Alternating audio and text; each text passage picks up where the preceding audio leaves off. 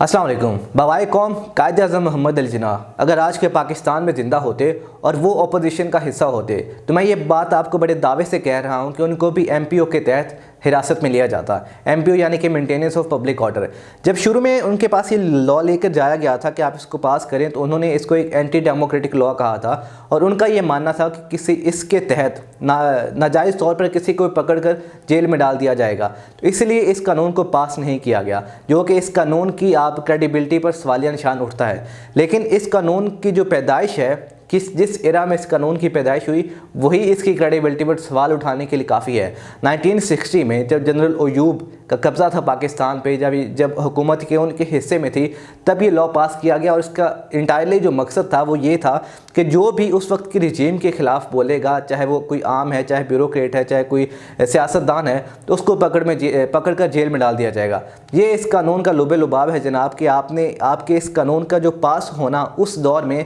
जो कि ख़ुद एक एंटी डेमोक्रेटिक गवर्नमेंट है, उसके तहत जब ये कानून पास होता है तो इसका मतलब यही है कि एक एंटी डेमोक्रेटिक लॉ है जिसको ख़त्म होना चाहिए था। लेकिन पाकिस्तान के जो सो कॉल्ड जमहूरी यहाँ पे पार्टीज़ हैं, वो वक्त बार बार इसको अपने अपने फ़ायदे के लिए इस्तेमाल करती हमें नज़र आ रही हैं अभी तक। अगर हकीकत में देखा जाए तो जो प्री इंडिपेंडेंस एरा था, जब यहाँ पे अंग्रेज़ हुक्मरान थे, इस तरह के लॉज उनका हिस्सा होते थे, उनका जो कॉन्स्टिट्यूशन था उसका हिस्सा होते थे कि जो भी आज़ादी के लिए बोलेगा, जो भी अंग्रेज़ रियासत के ख़िलाफ़ बोलेगा, उनके हुक्मरानों के ख़िलाफ़ बोलेगा, उसको पकड़ कर जेल में डाल दिया जाए। वैसे हम इतने हिपोक्रेट है कि हम अंग्रेज़ को मिलाइन तो करते हैं, लेकिन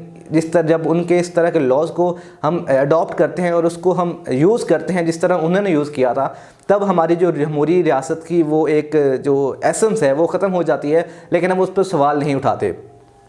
जनाब, जो पाकिस्तान पीपल्स पार्टी है, इसके साथ MPO के तहत पहले भी हादसा हो चुके हैं। 1973 में भी इसी MPO के तहत उनके वर्कर्स को पकड़ा गया था। 1993 में PMLN की जब हुकूमत थी, उस वक्त पाकिस्तान पीपल्स पार्टी के वर्कर्स को MPO के तहत पकड़ा गया। और आज अब हैरानी की बात देखें कि वही दोनों पार्टीज़, एक जो कि सफ़र कर रही थी इस लॉ की वजह से, और दूसरी वो जिसने सफ़र करवाया था, आज वो दोनों मिलकर इस लॉ को पाकिस्तान तहरीक इंसाफ के जो वर्कर्स हैं, या ज़्यादा सूटेबल यही होगा कि जो आम पाकिस्तानी हैं, उनके लिए इस्तेमाल कर रहे हैं और बिला वजह लोगों को पकड़ कर जेल में डाल रहे हैं। इसमें अगर देखा जाए तो उनके जो सियासी लीडर्स हैं पाकिस्तान तहरीक इंसाफ के, चाहे असद उमर शाह, महमूद कुरैशी है, शीरी मिज़ारी हैं, अली मोहम्मद ख़ान हैं, उनको पकड़कर उनको जब रिहाई मिल रही है जेल से, जब कोर्ट उनको रिहा कर रहा है, उसको दोबारा पकड़ा जा रहा है। तो इस तरह के एक जमहूरी रियासत में जब जमहूरी इक़दाम नहीं हो पा रहे थे, जमहूरी जो हमारी हुकूमतें हैं, उनको ये हक़ नहीं बनता कि वो बार बार जमहूरी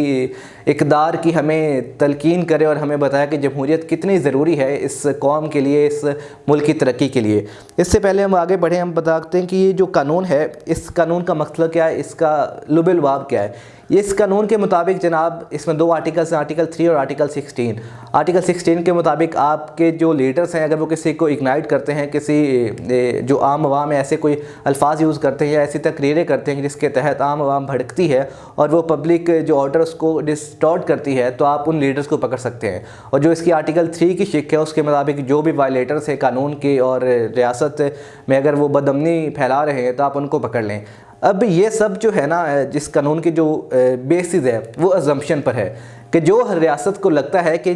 उनके लगने पर ये मुनहसिर करता है कि जनाब उनको लग रहा है कि ये बंदा वायलेटर है, तो उसको पकड़ के जेल में डाल सकते हैं। कोई आपको सॉलिड एविडेंस नहीं चाहिए उस बंदे को पकड़ने के लिए, उस लीडर को पकड़ने के लिए, बस आपकी अजम्पशन काफ़ी है कि ये मुजरिम है या मुल्ज़िम है।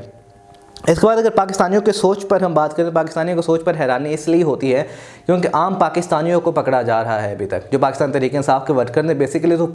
आम पाकिस्तानी हैं जिनको पकड़ कर जेलों में डाल रहे हैं, और उनकी ज़मानतें होना भी मुश्किल हैं क्योंकि ना तो उनके पास कोई हाई फाई वकील हैं जो कि उनके पास पीछे जाके केसेस लड़ेंगे और उनको ज़मानत दिलवाएंगे। उसके बाद अक्सर हम देखते हैं तो जो PTI के लीडर्स हैं, उनके पीछे तो वकील जा रहे हैं, जाके उनकी ज़मानतें भी करवा रहे हैं। लेकिन पाकिस्तानी कौम को सोचना पड़ेगा कि अगर आप आज खुश हो रहे हैं कि किसी और वर्कर को पकड़ा जा रहा है, तो कल को ये भी ऐन मुमकिन है कि जो आप जब अपनी आज़ादी के लिए बोलेंगे, अपनी आवाज़ उठाएंगे, तो आपको भी इसी कानून के तहत पकड़ा जाएगा। इसलिए एज अ नेशन हमें इस बात को समझने की ज़रूरत है कि बजाय इसके कि हम ऐसे लॉज पर खुश हों, ऐसे जब गिरफ्तारियाँ होती हैं उन पर खुश हों, तो हम उसको ऑब्जेक्ट करें, हम बताएं, हम अपनी आवाज़ उठाएं कि ये गलत कानून है तो इसको ख़त्म होना चाहिए। और बेसिकली तो ये मेनली तो हमारे जो लीडर्स बैठे हुए हैं, जो पार्लियामेंट में हमारे पाकिस्तान मुस्लिम लीग नून, पाकिस्तान पीपल्स पार्टी के जो लोग बैठे हुए हैं, जो शुरू से जमहूर करते आ रहे हैं, तो उनका भी ये काम बनता है जनाब, आप जमहूरियत के इतने बड़े रवादार हैं तो जमहूरी जो कानून हैं उनको पास करवाएं, और इस तरह के कानून ड्रैकोनियन लॉज हैं उनको आप फिर रिजेक्ट करें और असम्बली में कानून पास करें, ताकि कल को दोबारा आपके साथ ऐसा कुछ ना हो। Thank you. अल्लाह हाफिज़।